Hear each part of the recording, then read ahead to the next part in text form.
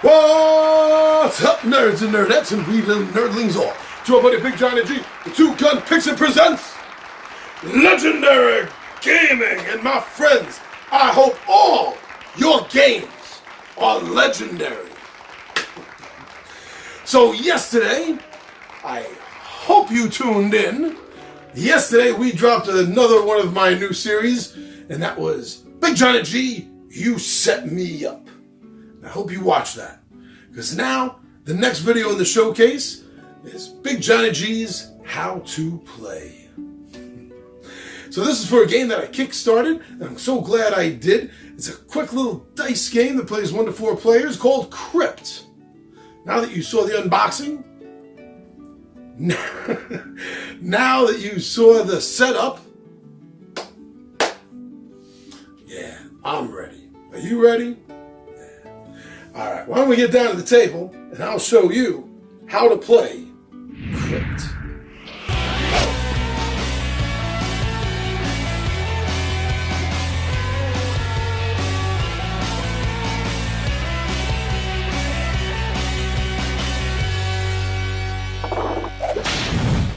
Hello, my friends, and welcome back. Welcome back. I hope you enjoyed the last 2 episodes concerning our Kickstarter game Crypt, the unboxing.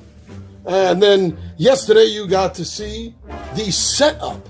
So we're going to continue this with Big Johnny G's How to Play Crypt. So this game has 4 steps. There are just 4 steps that you have to know to playing this game.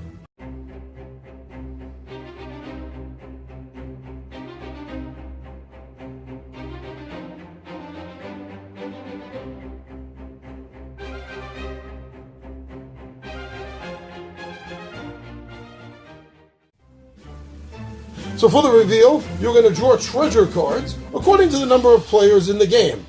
Now from the setup yesterday, if you remember, we have 1, we have 2, we have a 3-player game set up. If it was a 1 or 2-player game, then we would start with 2 cards face up and 1 card face down. But this is a 3-player game, so we're starting with 3 of these cards face up and only 1 face down. And if it was a 4-player game, then it would be 4 up and 2 down. But this is a 3-player game, so we're going to start with 3 cards face up.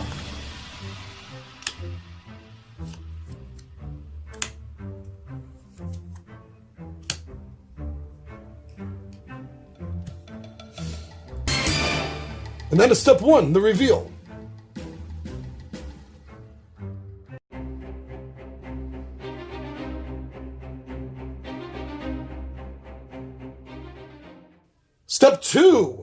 Step 2, claim. Now there are 2 different options that you can do during this step. The first is claim. Now during this step, starting with the first player, you can place any number of servants onto the desired treasure. Now you get to choose any value you want for the die, and that is called their effort value. So being the lead of the first player, she's looking at this and she really wants those bones. She knows she can sell those for some good money. So she's going to send her servant in. He's going to go in light. He's going to go in on a 3. That's what he's going to do. So that would be the first player claim. It would go to the second player. Now the second player has the option, if they want to, they can try to bump this player off with a higher value or grab something else. She's going to lay the 4 right there. But the third player, on the other hand, the third player really, really wants that hand for whatever silly reason. So we'll bump this one out. Now when you bump out, you could use 1 die. You could have used 1 and a 4. Or you can use multiple dice as long as they are the same value. And then this die is going to go back over here. Now the other thing that you can do is, if you have any dice that are exhausted, instead of claiming something, you can take your die back from the exhausted pile. Well, this is not exhausted, but if it had been and been back in the box, instead of claiming, you can recover almost like giving up your turn in order to get a servant back.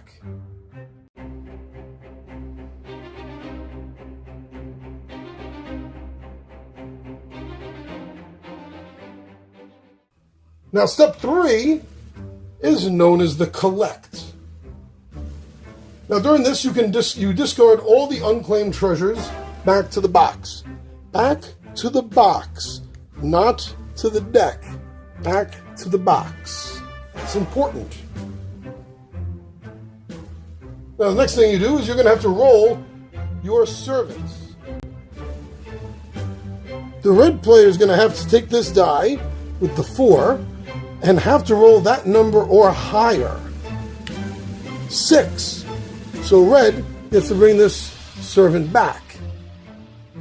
Both of these dice, 2, neither of them rolled less than 2.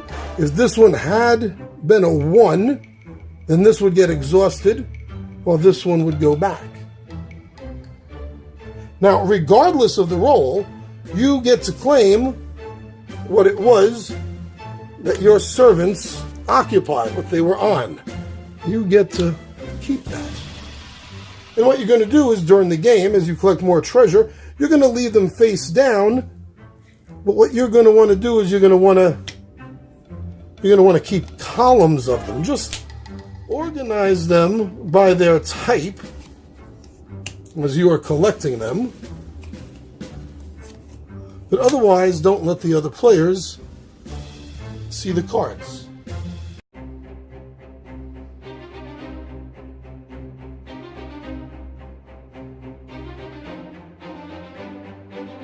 Step 4 is called Pass the Torch.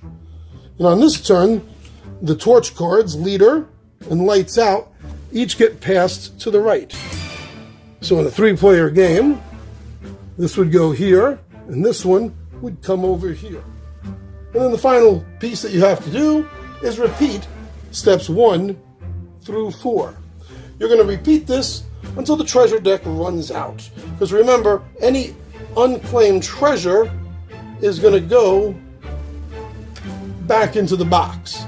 There is no discard pile. There's no discard pile for the treasure cards. So when they run out, each of the players is going to count up everything that their servants were able to acquire for them, and the highest player is going to win. And that, my friends, is how easy it is to play Crypt. Thank you, everyone, for checking us out on Facebook, on Instagram, and on Twitter. I also want to say thank you, everyone, for going over to our Zazzle store and checking out some of our products over there. And thank you so much for subscribing to us right here on YouTube, for liking, for commenting, and of course, for sharing our videos. Thank you very much, everyone. I'm your buddy Big Johnny G. The Two Gun Pixie presents Legendary Gaming. And my friends, I am out of here.